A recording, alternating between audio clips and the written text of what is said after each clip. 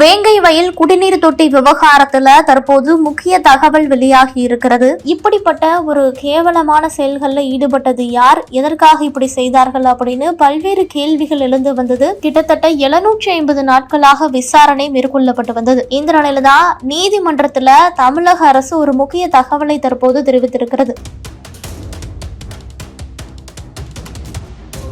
புதுக்கோட்டை மாவட்டம் வேங்கைவயல் கிராமத்துல நீர்த்தேக்க தொட்டியை அசுத்தம் செய்த விவகாரம் அதிர்ச்சியை ஏற்படுத்தி இருந்தது. இது தொடர்பாக சிபிஐ விசாரணை கோரி சென்னை உயர்நீதிமன்றத்துல வழக்குகள் தாக்கல் செய்யப்பட்டிருந்தது. அதாவது நீர்த்தேக்க தொட்டியில மனித கழிவுகளை கலந்திருக்கிறார்கள். தற்போது இந்த வழக்கு தலைமை நீதிபதி ஸ்ரீராம் மற்றும் நீதிபதி செந்தில்குமார் ராமமூர்த்தி அமர்வுல இன்று விசாரணைக்கு வந்தது. அப்போது தமிழக அரசு தரப்புல என்ன சொல்லப்பட்டிருக்கிறது அப்படிங்கறத பற்றி பார்க்கிறப்போ, சம்பவம் தொடர்பான வழக்கின் விசாரணை முடிவடைந்து முரளி ராஜா, சுதர்சன் மற்றும் முத்துகிருஷ்ணன் ஆகியோருக்கு எதிராக ஜனவரி 20ஆம் தேதி புதுக்கோட்டை சிறப்பு நீதிமன்றத்தில் குற்றப்பத்திரிகை தாக்கல் செய்யப்பட்டுள்ளதாக தெரிவித்திருக்கிறார்கள். மேலும் சிபிசிஐடி போலீசார் நடத்திய விசாரணையில வேங்கை வயல் இறையூர் கிராமங்கள் அடங்கிய முட்டுக்காடு பஞ்சாயத்து தலைவராக உள்ள பத்மா முத்தையா குடிநீர் தொட்டி ஆபரேட்டர் சண்முகத்தை பணிநீக்கம் செய்த காரணத்தினால பஞ்சாயத்து தலைவரின் கணவரை பழிவாங்கும் வகையில குடிநீரில் துர்நாற்றம் வருவதாக முரளி ராஜா என்பவர்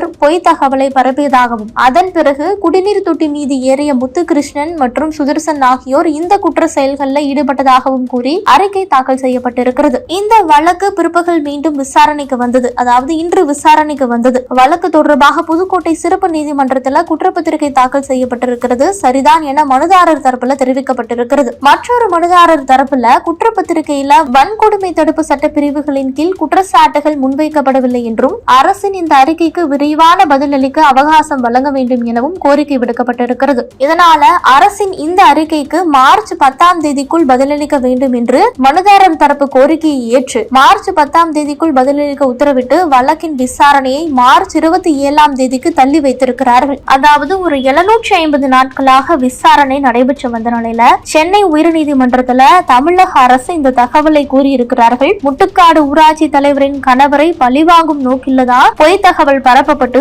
அதன் பிறகு குடிநீரில் மனித கழிவுகள் கலக்கப்பட்டிருப்பதாக தற்போது தமிழக அரசு தரப்பிலிருந்து தெரிவிக்கப்பட்டிருக்கிறது.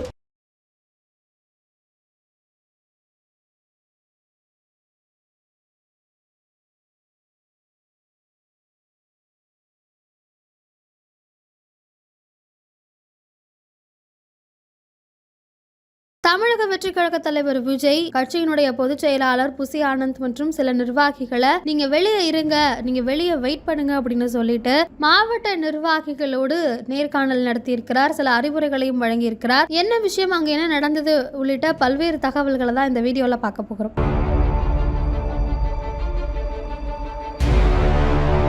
தமிழக வெற்றி கழகத்தை பொறுத்தவரை பிப்ரவரி 2ஆம் தேதி கட்சியை ஆரம்பித்து தொடர்ந்து கட்சி கொடி பாடல் என்று அக்டோபர் மாதம் விக்கிரவாண்டி வி சாலையில மாநாட்டையும் பிரம்மாண்டமாக நடத்தி முடித்திருந்தார்கள். மாநாடு முடிந்த கையோடு பல்வேறு மக்கள் நலத்திட்ட பணிகளையும் தமிழக வெற்றி கழகத்தினர் செய்து கொண்டிருந்தார்கள். சமீபத்தில் ஏற்பட்ட பெஞ்சல் புயலில் மக்களுக்கு நிவாரண பணிகளை வழங்குவதற்காக விஜய் அவர்களை பனையூருக்கு அழைத்து வந்தது விமர்சனமானது. அதற்கு பிறகு சென்னையில் நடந்த அம்பேத்கர் புத்தக வெளியீட்டு விழாவில் விஜயினுடைய பேச்சு அரசியல்ல பெரும் மாற்றத்தை ஏற்படுத்தியது. பல்வேறு சர்ச்சைகளையும் கிளப்பி இருந்தது. அதைத் தொடர்ந்து பல்வேறு அரசியல் நடவடிக்கைகள் நேரடியாகவும் மறைமுகமாகவும் விஜய் செய்து கொண்டிருப்பதாக தகவல்கள் வந்தது. இருந்தாலும் கட்சியை இன்னும் பலப்படுத்துவதற்காகவும் 2026 தேர்தலை மனதில் நிறுத்தியும் மாவட்ட செயலாளர்கள் மற்றும் பொறுப்பாளர்களை தேர்ந்தெடுக்க பல்வேறு நெறிமுறைகளும் வழிகாட்டுதல்களும் கொடுக்கப்பட்டன. அதில் சில சிக்கல்கள் இருப்பதாகவும் தகவல்கள் வெளிவந்தது. இந்த நிலையில தான் கடந்த சில தினங்களுக்கு முன்பாக பனையூரில் கட்சியினுடைய பொதுச் செயலாளர் புசியானந்த் தலைமையில் எல்லா மாவட்டத்திலிருந்தும் நிர்வாகிகள் மற்றும் பொறுப்பாளர்கள் வரவழைக்கப்பட்டு சமாதானம் செய்யப்பட்டு ஒரு மனதாக மாவட்ட பொறுப்பாளர்கள் தேர்ந்தெடுக்கப்பட்டதாக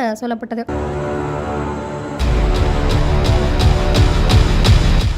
இன்று அந்த பட்டியல் வெளியாகும் அப்படின்னு எதிர்பார்க்கப்பட்ட நிலையில தான் விஜய் மாவட்ட நிர்வாகிகள் மற்றும் பொறுப்பாளர்களோடு ஆலோசனை நடத்தி இருக்கிறார், நேர்காணல் நடத்தி இருக்கிறார். அரை மணி நேரத்திற்கும் மேலாக இந்த சந்திப்பு நிகழ்ந்ததாக சொல்லப்படுகிறது. இதற்காக காலையிலிருந்தே தன்னுடைய நீலாங்கரை வீட்டிலிருந்து பனையூர் கட்சி அலுவலகத்திற்கு சென்றிருக்கிறார்.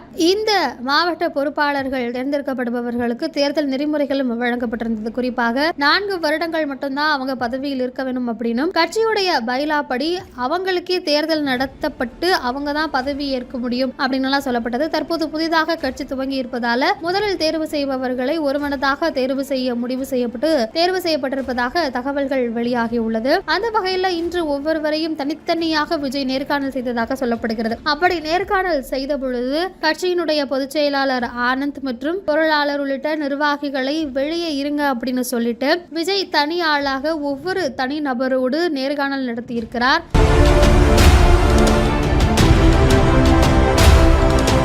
இந்த நிலையில் இன்று மாலைக்குள் மாவட்ட பொறுப்பாளர்கள் மற்றும் நிர்வாகிகளினுடைய பெயர் பட்டியல் வெளியாகும் அப்படின்னு எதிர்பார்க்கப்படுகிறது. விஜயினுடைய இந்த ஒரு செயலுக்கு மக்கள் மத்தியிலும் சரி, தமிழக வெற்றி கழகத்தினர் மத்தியிலும் சரி பெரும் ஆதரவும் வரவேற்பும் கிடைத்திருக்கிறது.